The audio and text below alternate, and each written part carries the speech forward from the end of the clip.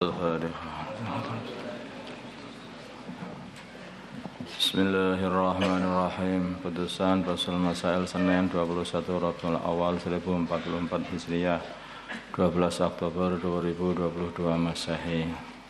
Masalah tulisan di nisan. Ini masalah lama sebetulnya. Ditanyakan lagi, bagaimanakah hukum membuat tulisan di nisan seperti menulis nama mayit, tahun lahir dan tahun wafatnya? Jawab, hukum asli penulisan di batu nisan adalah makruh. Aslinya hukumnya adalah makruh berdasarkan larangan dari Nabi yang diriwayatkan oleh Imam Hakim dan Imam Tirmidzi.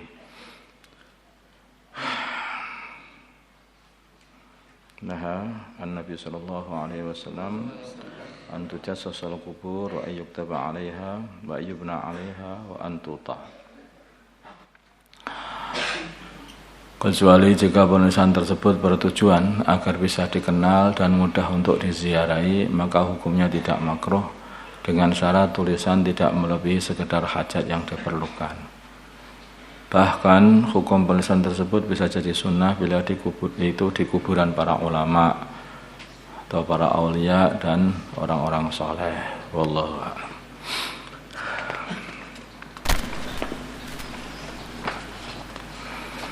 Ini masalah nisan lagi. Sudah menjadi kebiasaan di berbagai daerah untuk dapat mengenali kuburan keluarganya, maka mereka menancapkan batu nisan di kuburan tersebut. Dan di sebagian daerah ada yang kuburannya hanya diberi satu nisan dan ada yang diberi dua nisan sekaligus. Bagaimana hukum memberi tanda kuburan dengan batu nisan? Hukumnya ini adalah sunnah, biar tahu itu kuburan sehingga tidak diinjak. Maka menginjak itu makruh sampai dosa kalau menggunakan. Menurut jumhur ulama, sunnah dengan satu nisan. Kebanyakan ulama itu menganggap cara memberi batu nisan itu hanya satu di bagian kepala saja. Ada satu ulama yang mensunahkan dengan dua nisan, yaitu Imam Mawardi. Artinya dikasih bagian kepala dan bagian kaki. Itu. Jadi yang bagian dari kaki dikasih itu mengikuti Imam Mawardi. Kalau kepala dikasih, menaruhnya di kepala saja, itu kebanyakan ulama kayak seperti itu prakteknya di dalam memberi batu nisan. Dan batu nisan sendiri itu maksudnya karena tanda, maka sebagian ulama mengatakan ya sunahnya yang gede itu nanti biar tidak hilang. Kalau kecil begitu akhirnya hilang, nanti juga tidak, maksud daripada pemberian tanda itu jadi hilang juga. Jadi jangan terlalu kecil juga. Wakil mengambil kelebihan harga penjualan ini masalahnya. Hasan berkata kepada Ahmad, jualkan motor saya ini dengan harga 10 juta. Ternyata Ahmad berhasil menjual motor tersebut dengan harga 11 juta. Bolehkah bagi Ahmad memiliki 1 juta kelebihan itu? Jawabnya ini khilaf. Menurut mazhab Syafi'i tidak boleh, kecuali ia memberitahu beberapa besar hasil penjualan kepada muwakil dan muwakil meridhoi atau mengizinkan atau memberikan itu tadi yang 1 juta kepada wakilnya. Nah, orang wakil itu kan ya wakilnya muwakil, wakilnya yang punya untuk menjual.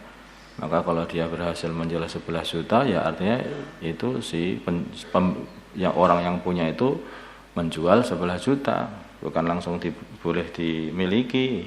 Nah, walaupun awalnya dia mengatakan kamu jual 10 juta, tidak bisa dimiliki, maka harus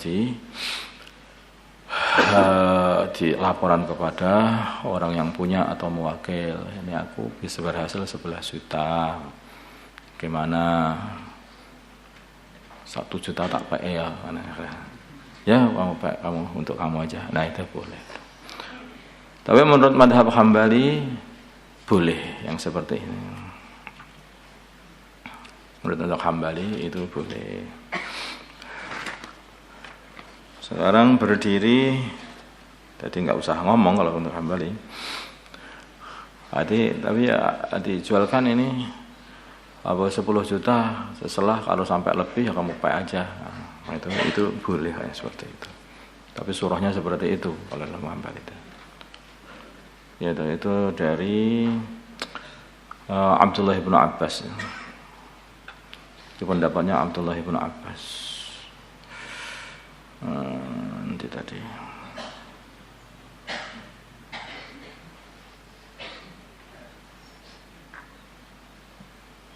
Ya kan, benar kan? Kok nggak ditulis lagi tuh? Hah? Nggak ditulis? Hah?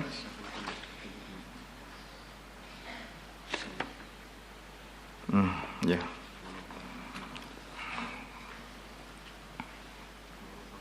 Ya Ibnu Abbas. Ini madhabnya Abdullah Ibnu Abbas yang dinukil dari kitabnya para ulama madhab, yang dinukil oleh para ulama madhab Hambali. Berdiri setelah salam pertama imam. Nanti salam pertama terus langsung imam itu berdiri gitu. Ya. Imam. Setelah imam salam pertama, makmum langsung berdiri gitu. Belum salam kedua sudah berdiri. Bagaimana ini? Seorang makmum masbuk yang tertinggal 1 rakaat atau lebih, maka ia wajib menambah kekurangan rakaat. Sebagian dari mereka ada yang berdiri setelah imam salam kedua, ya, setelah salam keduanya imam, dan sebagian lagi ada yang berdiri setelah baru saja imam salam pertama. Assalamualaikum warahmatullahi, langsung berdiri. Nah, itu seperti itu gimana? Bagaimana hukum sholatnya? Si masbuk yang berdiri setelah salam pertama imam, sholatnya tetap sah karena salam pertama itu sudah memutus sholat. Sholatnya tetap sah. Apakah makmum tersebut masih mendapatkan fadilah jamaah? Ini harus mestinya ditambahi ini. Sholatnya tetap sah, tetapi tidak dapat kesunahan mengikuti salam kedua imam, gitu ya. Sholatnya tetap sah, tapi tidak dapat kesunahan mengikuti salam kedua imam. Karena itu disunahkan untuk ikut salam kedua imam sampai setelah selesai baru dia berdiri, itu yang sunnah. Apakah makmum tersebut masih mendapatkan fadilah jamaah? Masih mendapat fadilah jamaah, kecuali fadilah kesunahan berdiri setelah salam keduanya imam dia nggak dapat. Fadilah kesunahan berdiri setelah salam keduanya, salam kedua bagi imam, paham ya? Itu yang tidak dapat kesunahan itu, karena dia meninggalkan satu sunnah dia. Paham itu disebutnya? Ya. Allahumma shalli ala sayyidina Muhammad wa ala ali sayyidina Muhammad, wa ala sayyidina Ibrahim wa ala ali sayyidina Ibrahim, wa ala sayyidina Muhammad wa ala sayyidina Muhammad, wa ala sayyidina Ibrahim. اللهم ارحم أمة سيدنا محمد، اللهم اغفر لأمة سيدنا محمد، اللهم أسلم سيدنا محمد، ألف بين قلوب أمة سيدنا محمد، اللهم انصر أمة سيدنا محمد، اللهم أنصر سلطانا نصيرا. صلى الله على سيدنا محمد النبي الأمي وعلى آله وصحبه وسلم. الحمد لله رب العالمين.